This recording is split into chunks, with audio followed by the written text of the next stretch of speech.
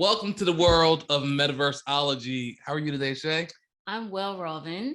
Well, I am super excited. Today we have a special guest, Fatemeh Monfared. Welcome to the show. Thank you. Thank you. So excited to be here, and thank you guys for having me. Absolutely, absolutely. We are so excited to have you here. We know this interview is going to blow our audience away. But before we jump in to talk about what you do and who you are, we have a bit of an icebreaker. So we'd like for you to share a little information about yourself. So Fatemeh, please tell the audience, what is your favorite vacation destination and why? Okay, cool. I mean, I'm very much an island person, so an isolated island somewhere, anywhere in the world, is just definitely my go-to vacation place. I think it's because I love the sea. It just gives me that calm and peace and serenity that I need. So it's just, I love to get away like that. Yeah. Nice. Oh, I like okay. that. I like that. Well, thank you for sharing with the audience. Now, for those who aren't familiar who you are, can you please share a little bit about yourself, where you're from, and what it is that you do? Awesome, cool. So I'm from Iran, and I'm currently based in Madrid. I'm an architect. I just recently graduated. I got my master's degree in architecture, and ever since then, I've literally immediately after I got into the metaverse, I've been designing in the metaverse, and I'm also working as an NFT artist. Yeah, basically I started out my career like that, and it was just such a coincidence that I ended up being there. I mean, I was active in the crypto space since 2017, but it was just kind of like a hobby, a side thing that it was always there, but I never find that way to connect it to the creative side that I had. So with this metaverse and NFT space, it was just kind of like, okay, well, I can truly be myself here. So that all just kind of clicked, and it was like perfect. So. Perfect. That's awesome. That's awesome. So for those people that are listening too, most of them don't even know what the metaverse is. So how would you describe the metaverse or define it in your own words? Okay, cool. So the metaverse, I would say, is basically the future of internet. It's a virtual, think of it as this like virtual parallel world to the one we have right now, where anything and everything is possible. And that's the coolest thing about it. The possibilities are illimited, and we're just like trying to find all the things that we could actually achieve within it right now. You know, like I feel like everyone in the space is growing and learning alongside the technology, and that's really beautiful as well, because there's nothing yet that is super defined, or we don't have that kind of, you know, like, so it's just kind of like we're all learning together, and that creates this huge community as well. So that's pretty cool about it. But I think that that's just like, you know, think of it as a virtual parallel world that is decentralized, in my opinion, and the future of internet and how we're going to interact. So yeah. Awesome. I love that. I love, like you said, it's like this parallel world that we're defining together. So in the beginning, you mentioned that you consider yourself a metaverse architect, right? What is that? You know, for people, again, we're trying to define it out for them, like a metaverse architect. They've never heard the term. And so when you put those two words together, how would you define a metaverse architect? What is it that you actually do in the metaverse as an architect? Yeah, I mean, as I was telling you, like we're just like learning and creating as we go along. So I've also never heard the term metaverse architect.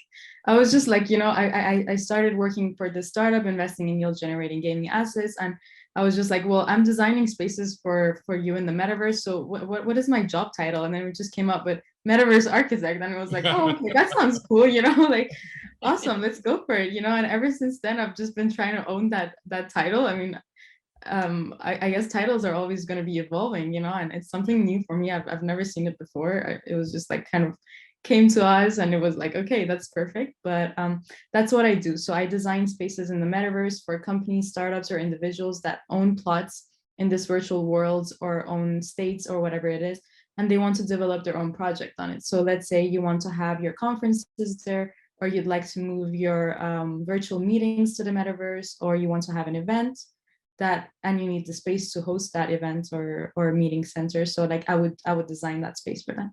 Wow. That's amazing. That's pretty cool. Fatemeh, now could you share with us an example of some of the projects that you've worked on? What are some of the things you've built within the metaverse so far? Okay, cool. Yeah, so I did the headquarters of this startup investing in yield generating gaming assets.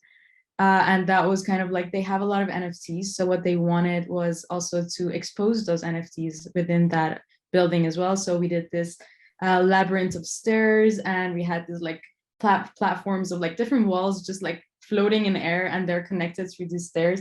And each of these walls would be like an exhibition place for each of the NFTs they own. Nice.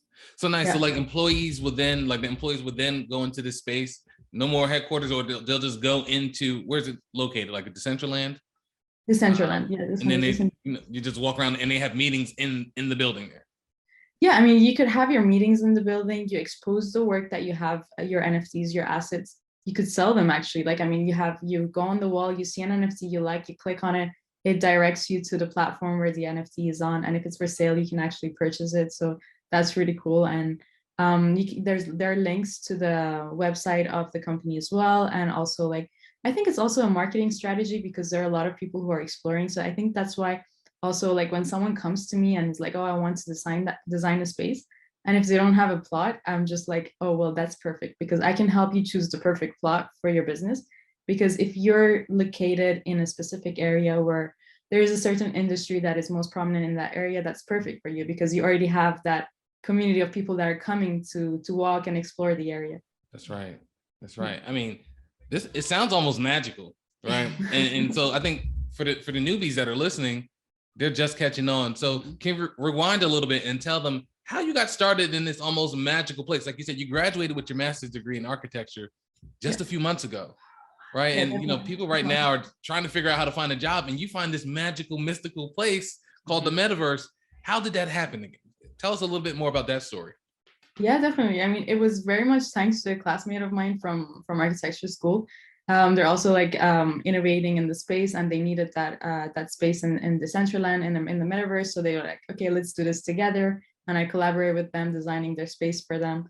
And I think that was really it for me to get involved into the space. I mean, aside from the NFT projects that I was doing, it was just kind of like that's how I got into the Metaverse, and that was really cool. Nice. Yeah. So like a friend that was already kind of looking at the Metaverse and said, you know what, I know someone with a skill set that could help us actually do something there. Yeah, exactly. I mean, they are investing in yield generating gaming assets, so they're already involved in the Metaverse. But it's kind of like, you know, play to earn games. Also, each of these games have their own metaverses, and that's how it works. But the Decentraland is kind of different. It's not really a game. It's exactly as we said it. You know, it's like a virtual parallel world. So I mean, that's where you do more common things. I mean, you don't really have a game within that world, but you do have, like, you know, headquarters or art galleries or whatever you would find normally. So it's more about the experience in Decentraland, like you're experiencing different things there.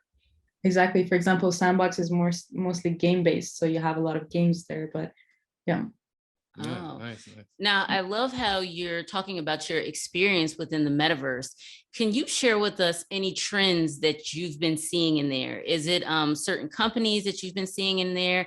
Have you been seeing certain avatars? Please share any trends that you think are kind of cool, that you think people should know that you've seen, because everybody's not in there yet. And one extra thing, like Fatemeh, because it's evolved so rapidly, even over the last 6 months, I know things are changing.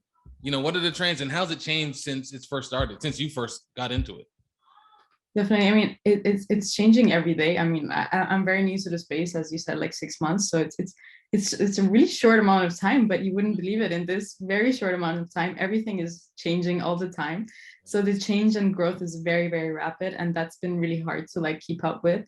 And there are a lot of cool projects that are coming out every day. I mean, like, there are a lot of metaverses that are not even open to the public yet. I mean, that's really cool. I mean, they're just developing at the moment, and there are some really cool ones that I've been getting to know recently. Like Leapinverse is one of the really cool metaverses that is not even released yet, but it's really cool. That has been exciting me.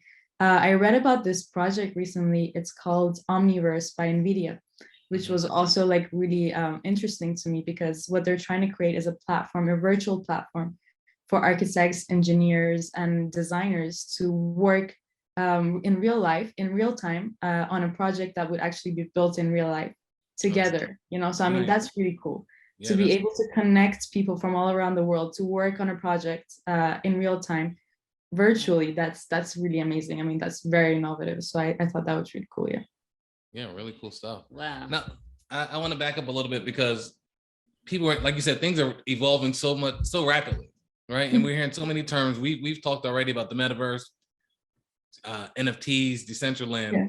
right? And so for a person listening and they're not familiar with these terms, how would you connect, some of the main buzzwords that we're hearing, like the metaverse, cryptocurrency, blockchain, and NFTs? How do these things work together, at least as it relates to what you do? Like, how are they connected?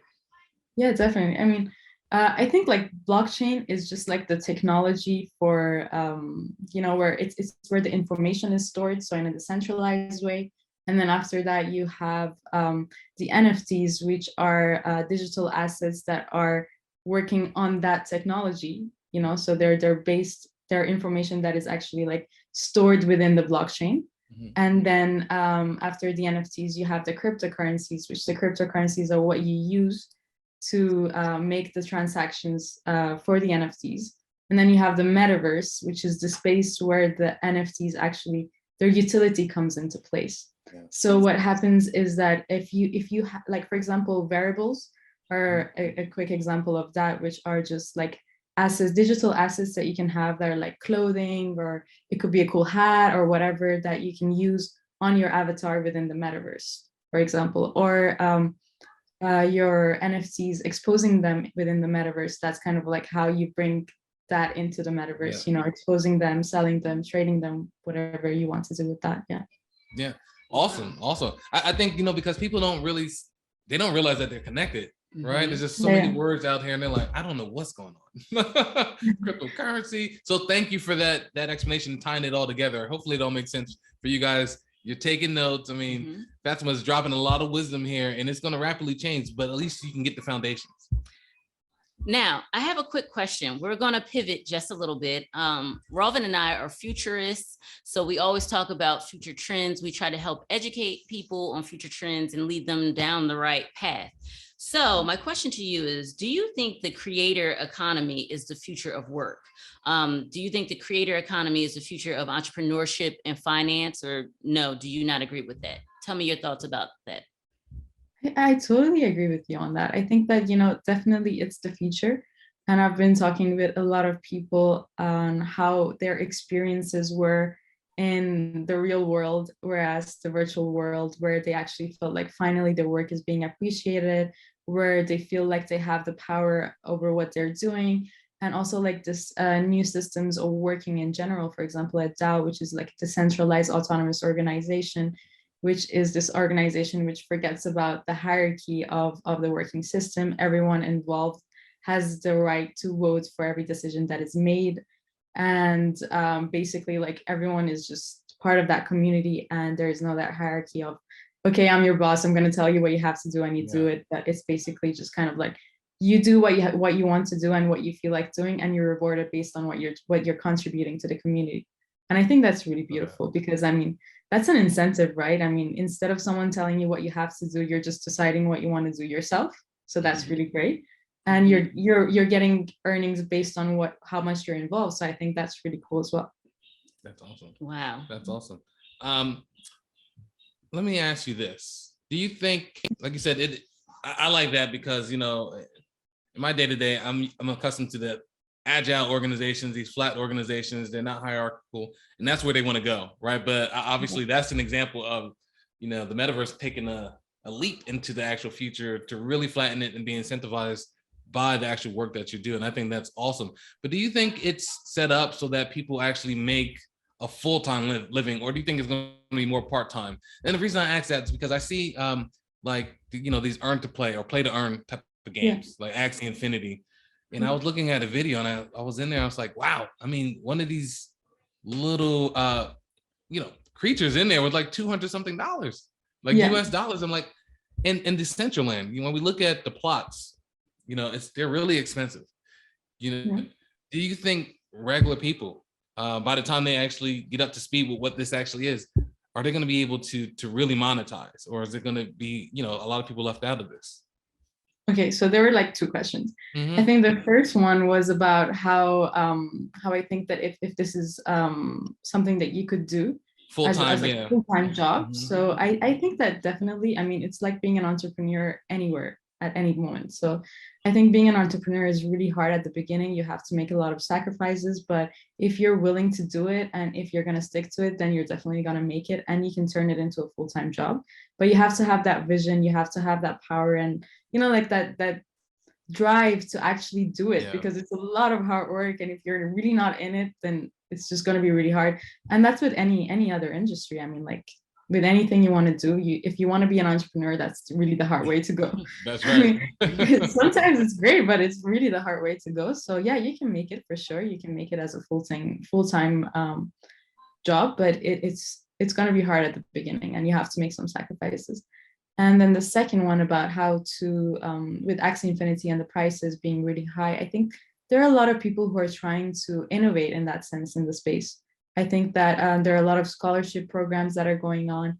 And for example, in Decentraland, you have renting options. So you can rent a space in Decentraland to have your event instead of like actually buying a plot. Or you can rent a floor of a building that is already there and just like have your office there. So it's kind of like other options that makes it cheaper. And like in Axie Infinity, the scholarship works in a way that a company who wants to invest would buy the Axies, so the little NFTs that are like $200, and they would buy them. They would create the team. They would give it to a player who wants to play the game, and this player would play the game, and then they would do a revenue share. So like a percentage would go to the company that bought it, and a percentage to the player. But I mean, like, that's not really like something, it depends on where you are, because I mean, earning from Axie Infinity is only like, for like a complete life, is kind of only viable in emerging economies, like in Europe or in North America. I think it's going to be really hard to live on that, you know? Yeah. Yeah. No, great answer. Like you said, it really depends on where you are, the demographics, and Exactly. you know, what the cost of living is like. And I love how you made that connection between the full-time living being more like entrepreneurial endeavor versus like just a regular 9-to-5 job. It's really about entrepreneurship, and we know how difficult that can be. Everyone that's an entrepreneur knows that it definitely takes some iteration, some drive, some struggles, some adapting. So yeah, just stick it out. Let me ask you, there's a movie called Ready One Player where the world is immersed into, AR, VR, into this alternative world. Do you think one day in the future, maybe not the near future, do you think societies all over will be immersed, at least 90% into this metaverse? What do you think? What are your thoughts now? Your prediction? I don't know. I mean, like, honestly, like, I think that the society in general is moving more towards a digital-based kind of life. And I think that a lot of the reasons for that being the pandemic was really hard. We couldn't be traveling anymore. And we've been living a certain kind of life, at least the ones of us that are very privileged to have been able to live that life, where we're just like connected to different parts of the world, always traveling. And I think that's going to be really hard in the future. We're not going to be able to travel as much, also because it's not very sustainable to travel so much, So I think that we're just going to move more towards a digital-based life. And I highly disagree that it should be like a 90% of our life. I think that's not healthy. So I think that we need to look at it as like, just a parallel world where there are a lot of opportunities and things that are going to happen, but obviously it's parallel to the real world, and that's always going to be there as well. Yeah. Thank you for saying that. I agree 1,000%. I think it should always be separate, the parallel world and then the real world that you're still in. And hopefully in the future, as the parallel world gets more developed and people do get immersed more into it, they don't lose themselves within the real world. So thank you for commenting on that. I think that's really huge. And it's amazing that you touched on that. Actually, I was reading an article like really a while ago, like at the beginning when I started, and there was this, they were talking about these two boys. One was like 16, the other was 23, that created a game in Sandbox, I think. And one of the boys was talking about how he was doing all of his life in the metaverse, and he had to actually one day physically go to the office, and he had to remind himself the whole time that he can't do the same things that his avatar can do in the metaverse. For example, that he can't jump out of the window. And I was just like, Whoa, this is whoa. crazy. I mean, like, you have to remind yourself that you can't jump out of the window. I mean, I really like highly hope the world doesn't take it that far. Yeah. And I hope that a balance is set into place about how you live in the metaverse and how you live in the real world. Absolutely. I mean, we have a lot to talk about there, like the Wow. whole mental health piece. And then one more thing, I'm not sure if you saw the latest like Facebook Metaverse Meta commercial. Yes. Where I like how you said commercial. I love yeah, that. it was like a little ad that was going on there, and I was just like, it's weird. You know, you had the two neighbors playing right next door from each other, and you know, they were like best friends inside of the metaverse, but in real life, they didn't even, you know, talk to each other when they saw each other in the hallway because they didn't know there was the same person. But still, it just goes to show you, you know, we definitely need to keep an eye on making sure that emotional intelligence in the real world stays intact and we don't just get immersed into that metaverse. But yeah, thank you again for talking about that. Yeah. Let's, you know, we could talk to you all day, but Fatemeh, how you know, can people get started? You know, what would you advise people if they're looking to get started in the metaverse, even just maybe just finding out about what it is or getting the basics or about the metaverse? Where would you tell them to go or what to do? Definitely. I mean, I think the first thing that you need to do is YouTube. I feel like that was kind of the way that kind of saved my life, you know. When I got into it as well, I was like, okay, I know what is Decentraland because I went on their website, I checked about it, but I was just like, I need to like figure out how big this thing is, you know. So I mean, I watched I spent a lot of time watching videos on YouTube, reading a lot of articles and just trying to educate myself. There are a lot of great courses as well that you can take, but I mean, for someone who doesn't want to really invest something in it, there are a lot of free sources online that you can use, and maybe I can send you some links that we can attach to the podcast as well for anyone interested to like find out more about it. I'm also writing an article myself about how architects specifically can get involved in the space and work in the metaverse, which I think is a huge opportunity for us because and artists in general, like I feel like the people that have really taken most advantage of this have been the artists, artistic type of people, because we've always been not appreciated in the work that we do. And it's kind of like finally we're getting that appreciation, you know. Like, I mean, I was talking to an artist who was saying that from a sale with an art gallery, you taking out the commissions, taxes and everything, you're left with like 20% of the profits of the work that you've created, you know. So I mean, that's really crazy. I mean, taking out all of these extra commissions and all of that and actually like owning your art for yourself, that's really beautiful. And I think that's really like something really cool. So I want to educate and I want to, like, you know, I mean, I am also learning at the same time, but I'm happy to share the few knowledge that I have to help anyone who's interested to get in. Wow. No, thank you. Well, that was amazing. Now, I know you said you were working on an article and in particular to people in the architectural world. For those who would like to get in contact with you, please share with the audience how they can find you and more information that you have. Yeah, on the internet and as well as inside of the metaverse. Yes. Okay, so if you want to see my work in the metaverse, you can go to Decentraland. The coordinates are 111 - 4. So I'll see you there. and if you want to connect with me, just use LinkedIn, Twitter, Discord, whatever platform is cool. I'm always happy to talk metaverse and NFT. So I'm very open to that. Any questions that you have, don't hesitate. You can contact me. I'm very happy to have a conversation about it and share. So I can share my links as well. I mean, okay, and we'll post you guys. Exactly. Yeah. So feel free to get in touch anytime. Excellent. Well, Fatemeh, we really enjoyed you today.